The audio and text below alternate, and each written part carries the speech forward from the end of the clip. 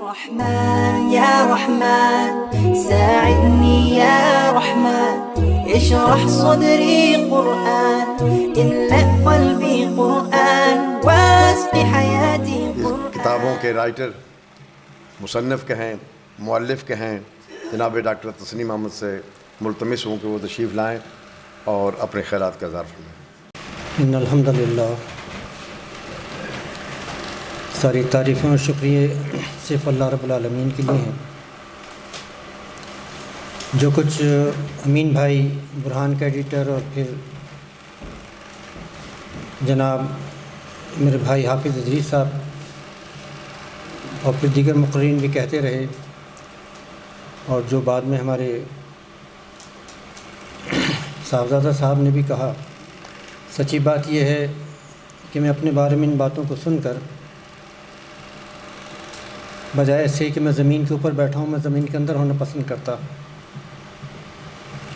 میں اللہ تبارک و تعالیٰ سے زیادہ اس بات کی دعا کرتا ہوں کہ وہ میرے اس کام کو قبول کر لے، اس میں جو شر ہو اس سے مجھے بچا لے اور لوگوں کو بچا لے، اور جو کچھ کیا ہے اسے اللہ کے دین کے غلبے کے لیے قبول کر لے.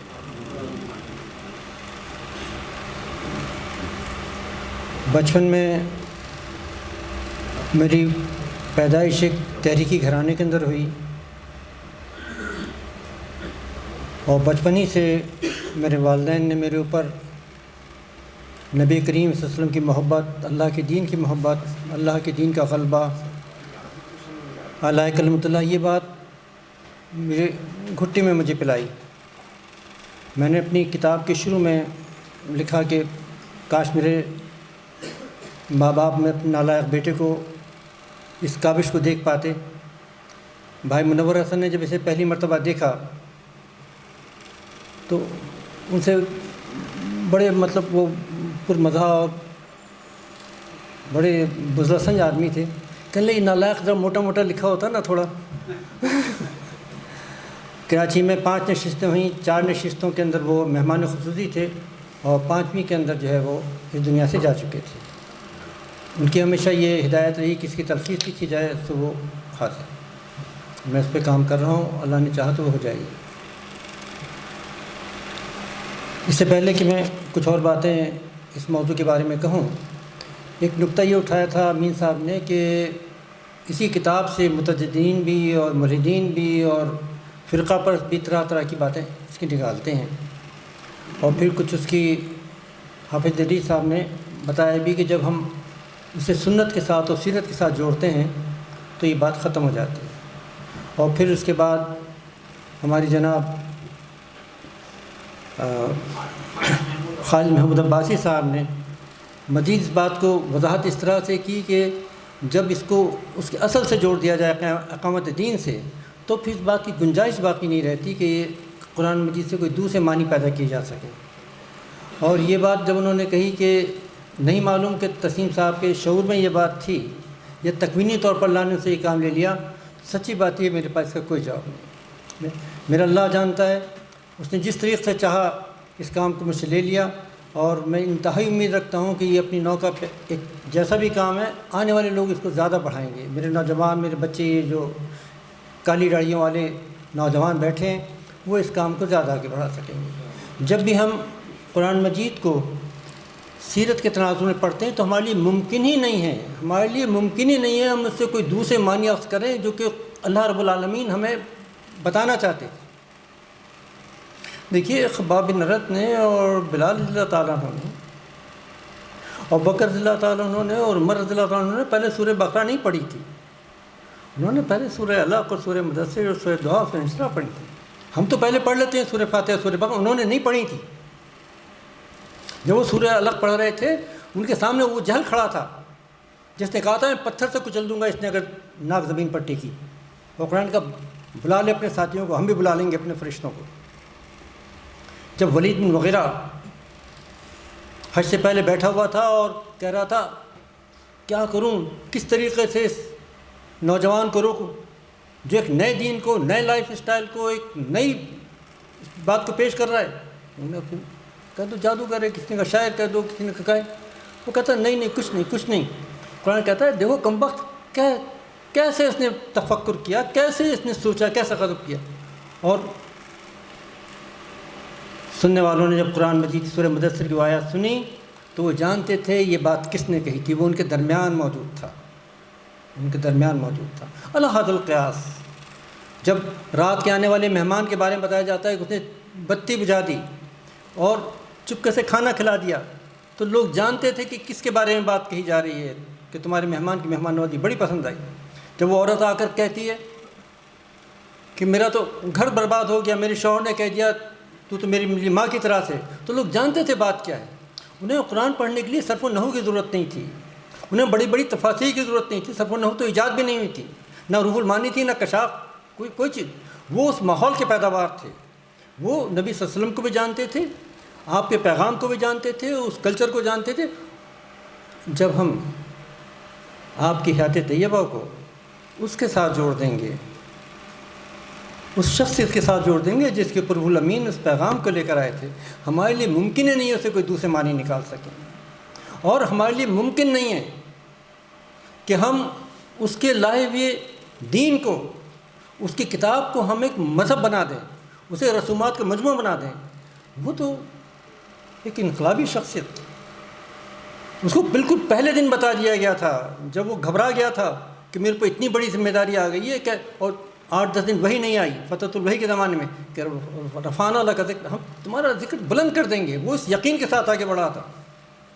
جب مار پڑ رہی تھی، جب چٹائیوں میں لپیٹ کر نیچے سے دھواں دیا تھا، بکر رضی اللہ تعالیٰ عنہ، طلحہ رضی اللہ تعالیٰ عنہ چٹائی میں لپٹے ہوئے تھے، ان کا ماموں نے دھواں دے رہا تھا.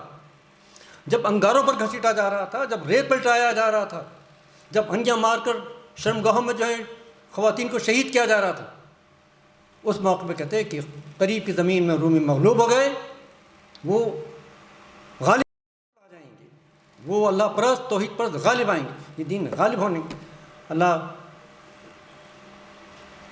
ان کی زبان مبارک کرے ہمارے عباسی صاحب کی، یہ دین ضرور غالب ہوگا. یہ 100 سال میں جو موڑ موڑی ہے تحریک، یہ دنیا پوری، یہ سید قطب، یہ مودودی، یہ شریعتی، اور ان لوگوں نے اس دنیا میں ایک نئی، یہ آج آپ بیٹھے، کل کوئی بات سننے کے لیے تیار نہیں تھا، کل کوئی بات سننے کے لیے تیار نہیں. آج لوگ جانتے ہیں یہ ایک دین ہے، آج ایک دین، یہ دین غالب ہونے کے لیے آیا ہے. بس ہم میں سے جو ہے جس نے اس جھنڈے کو اٹھایا ہے وہ اس کو اٹھائے رہے، چاہے کامیابی ہمیں نظر آئے یا نہ نظر آئے. ہم یہ جھنڈا اپنے آنے والوں کے سپرد کر کے چلے جائیں. ہماری اولادیں وہ اولادیں ہیں جو اس جھنڈے کو اٹھائیں گی. ہمارے نطفے سے پیدا ہونے والی، نسب سے پیدا ہونے والی اولاد ہماری اولاد نہیں ہے اگر وہ اس جھنڈے کو نہ اٹھائے. ہماری اولاد وہ ہے جو اس جھنڈے کو اٹھائے گی، اور تاکہ اللہ کا دین شرق سے غرب تک جو ہے وہ غالب آ جائیں گے. ان باتوں کے بعد میں اس کتاب کے موضوع کی طرف، آپ اگر قرآن مجید کو پڑھنا چاہیں، آپ کے لیے کوئی طریقہ نہیں ہے کہ آپ اسے توقیفی ترتیب کے علاوہ کسی اور ترتیب پڑھیں. اگر آپ ایسا کریں گے، اگر میں ایسا کروں تو بہت نادان ہوں. ایک ہمارے اور اہل تشیع کے درمیان ایک بہت بڑا جو جھگڑا ہے وہ اسی بات کا، وہ یہ کہتے ہیں کہ شیخین نے یہ قرآن غلط ترتیب پر مرتب کر دیا. اصل قرآن تو علی رضی اللہ تعالیٰ کے پاس تھا، اور اسے وہ لے کر آئیں گے، 12ویں امام لے کر آئیں گے. توقیفی ترتیب کے علاوہ کسی اور ترتیب پر قرآن مجید کو لکھا نہیں جا سکتا. اس ترتیب کے علاوہ کسی اور ترتیب پر پڑھا نہیں جا سکتا. جبریل امین جو بھی آیت لے کر آتے تھے آپ کو بتا دیتے تھے اس کو کس جگہ کہاں لکھنا، اور اسی ترتیب پر وہ ترتیب پاتا تھا. جس دن نبی کریم صلی اللہ علیہ وسلم کی وفات ہوئی اس دن قرآن مکمل ہو گیا تھا، جمع قرآن اس دن مکمل ہو گیا تھا. بعد میں کوئی قرآن جمع نہیں ہوا. اس کی ڈسٹریبیوشن ضرور ہوئی ہے، اس کی دوبارہ کتابت ضرور ہوئی ہے، لیکن قرآن اس دن ایک استوانے کے پاس ایک صندوق تھا جس میں قرآن کو وہاں رکھ دیا جاتا تھا. اگر نبی نے قرآن کو جمع نہیں کیا تو آخر کس نے کیا اس قرآن کو جمع؟ ممکن نہیں. لیکن جب آپ سیرت کو سمجھنا چاہیں، نبی کریم صلی اللہ علیہ وسلم کو سمجھنا چاہیں، آپ کے لیے کوئی چارہ کار نہیں ہے اس کے علاوہ آپ یہ دیکھیں کہ کس طریقے سے آپ کو قرآن ہدایت دیتا رہا. جب بلال اور خباب رضی اللہ تعالیٰ عنہما نے قرآن مجید کو اس طریقے سے نہیں پڑھا تھا جس طریقے سے آج یہ لکھا ہوا ہے، بلکہ اس طریقے سے سنا تھا جس سے جبریل امین لے کر آئے تھے، تو آئیے کیوں نہ ایسا کریں کہ ہم سیرت کے ساتھ ساتھ 8ویں سال میں جب آئیں تو 8ویں سال کا قرآن دیکھ لیں، جب شب ابی طالب میں، شب بنو ہاشم میں تو دیکھ لیں وہاں کیا اترا تھا، جب طائف سے واپس آ رہے ہیں تو کیا اترا تھا، جب ہجرت میں جا رہے ہیں تو کون سا قرآن اترا تھا، جب مار پڑ رہی تھی تو کون سا قرآن اترا تھا، جب مار نہیں پڑ رہی تھی تو کون سا قرآن اترا تھا. ٹھیک. سورہ توبہ کا ایک حصہ وہ ہے جب آپ غزوہ تبوک کے لیے روانہ ہو رہے ہیں، ایک حصہ وہ ہے جب آپ واپس آ رہے ہیں، اور تیسرا حصہ جو بہت بعد میں اترا ہے جب اعلان کیا گیا کہ اب مشرکین کو حجاز میں رہنے کی کوئی اجازت نہیں، ان سے اعلان برات ہے. یہ بالکل شروع میں لگا دیا گیا، اور اس کی طاقت، اس کے غلبے کی نوید جو ہے ایسی سخت ہے کہ بسم اللہ بھی اس کے آگے نہیں لکھی کہ بس یہ کام دیر، ان سے بالکل اعلان برات ختم کر. آل عمران ایک رکوع اترا غزوہ بدر کے بعد، پھر کچھ دنوں کے بعد یہود کو ایسی مار جیسی بدر میں قریش کو پڑی ہے کہ سب کے سر کٹے لاشیں سرداروں کی کنویں میں ڈال دی گئی، اگر تم باز نہ آئے تمہیں بھی مارا جائے. دوسرا رکوع اتر گیا. تیسرا رکوع غزوہ احد کے بعد اترا 15 نبی کے اندر، ہجرت کے تیسرے سال. اکثر ایک طویل وقفہ ہے یہاں تک کہ فتح مکہ ہو جاتا ہے، وفود آنے شروع ہوتے ہیں. اس کے بعد وفد نجران آتا ہے تو آل عمران کا ایک رکوع آتا ہے. تو جمعہ کا ایک حصہ بالکل جیسے مدینے میں آپ تشریف لاتے ہیں اور لوگوں کو نماز کے قواعد نہیں معلوم. اللہ کے رسول نے بھی نماز جمعہ نہیں پڑھی تھی اس وقت تک، تو جب مدینے کے لوگ نماز جمعہ پڑھا کرتے تھے.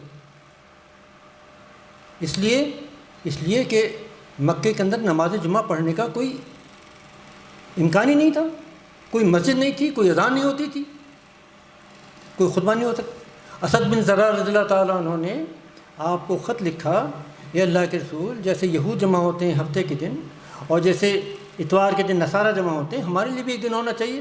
آپ نے انہیں اس کے جواب میں لکھوایا کہ ہاں تم ایک دن تلاش کرو، ایک دن تلاش کرو اس ہفتے اور اتوار کے علاوہ، اور اس دن تم جو ہے نماز ادا کیا کرو. صحابہ جمعہ کی اور نماز ادا ہونی شروع ہو گئی.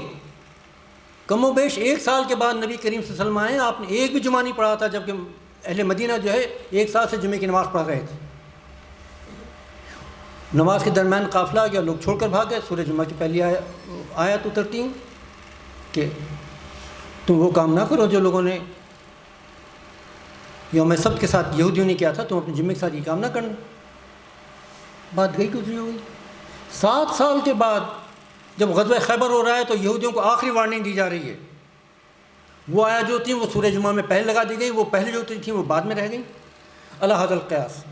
پورا قرآن اپنی ایک خاص ترتیب رکھتا ہے اور اپنے واقعات سے اور اپنے احوال کے ساتھ اپنا ایک تعلق رکھتا ہے.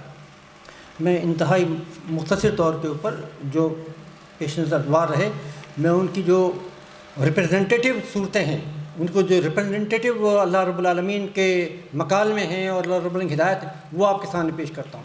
وہ اس لیے جیسے کہ عباسی صاحب نے اپنی گفتگو میں فرمایا کہ معلوم تو کریں کہ ہم کہاں کھڑے ہیں. 23 سال میں، پہلے سال میں، تیسرے سال میں، 8ویں 20ویں سال میں مدنی دور ہے یا مکی دور ہے؟ مکی دور میں مار کھانے کا دور ہے یا بات آگے بڑھنے کا دور؟ تو پہلا دور جو ہے آپ کا 2.5 سالہ دور ہے. آپ کو نبوت، آپ جیسے ہی 40 سال کے ہوئے ربیع الاول کے مہینے میں آپ کی اس بات کا اشارہ کیا گیا کہ آپ اللہ کے نبی بنائے جانے والے ہیں، اور آپ پر اس سے خاص کیفیت تاری ہوئی. آپ مستقل غار حرا میں مہینے 20 دن 10 دن رہنے لگے. وہاں کوئی یہ غار نہیں تھا، بہت سارے غار تھے. امی جان خدیجہ رضی اللہ تعالیٰ عنہ آپ کو آتی تلاش کرتی رہتی تھی کس غار میں، کس غار میں، اور آپ کے لیے کھانا اور لے آتی تھی. وہ خاتون جو اپنے امیر ترین خاندانوں میں سے امیر ترین لوگوں میں سے ایک فرد، وہ آپ کی اس خدمت میں لگی رہیں. غار حرا وہ غار ہے جس میں وحی نازل ہوئی. یہ اس غار حرا کی قسمت تھی کہ جاگ اٹھی. باقی اس طرح 6 مہینے بعد رمضان کے مہینے میں ربیع الاول سے رمضان، پھر آپ پر پہلی وحی آئی، 21 رمضان کو پہلی وحی آئی، یہاں تک کہ 3 سال گزر گئے. تو اس طریقے سے پہلے 6 مہینے تو 2.5 سال باقی بچتے ہیں. 2.5 سال کے پہلے 1.5 سال کے اندر جو صورتیں نازل ہیں، سورہ زلزال ہے، سورہ قاریہ ہے، سورہ عصر ہے، سورہ تکاثر ہے، ٹھیک ہے، سورہ انشراح ہے، سورہ فاتحہ ہے. یہ سوائے سورہ اعلیٰ کے جسے لکھیں تو 4-5 سطریں بنیں گی، باقی تمام صورتیں ایسی ہیں جو ایک لائن میں یا 2 لائن میں مکمل ہو جاتی ہیں۔ اگر اور ایک ایک آیت کو الگ الگ لکھیں تو 7-8 سطروں میں مکمل ہو جاتی ہیں۔ میرے خیال میں اہل علمیہ بیٹھے ہیں، جانتے ہیں کہ عشر مبشرہ جو ہیں ان میں سوائے عمر بن الخطاب رضی اللہ تعالیٰ عنہ کے تمام پہلے 6 مہینے میں ایمان لے کر آئے ہیں۔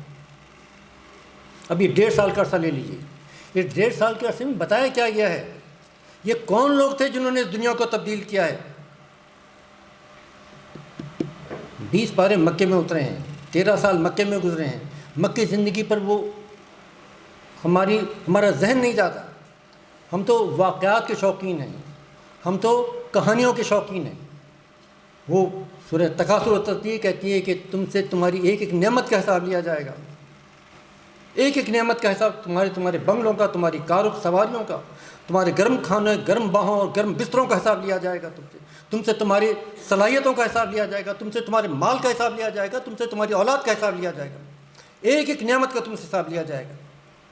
یہ وہ بات تھی جو لوگوں کے ذہن و خیال کے اندر بچ گئی، جن کے کیریئر صرف اللہ کی رضا اور اللہ کی طلب اور اللہ کے کلمے کو بلند کرنے کے لیے، اللہ کلمۃ اللہ کے لیے، اور اس بات پر جم گئے کہ ایک دن اس ذکر کو غالب ہونا ہے، اس پر جم گئے تھے۔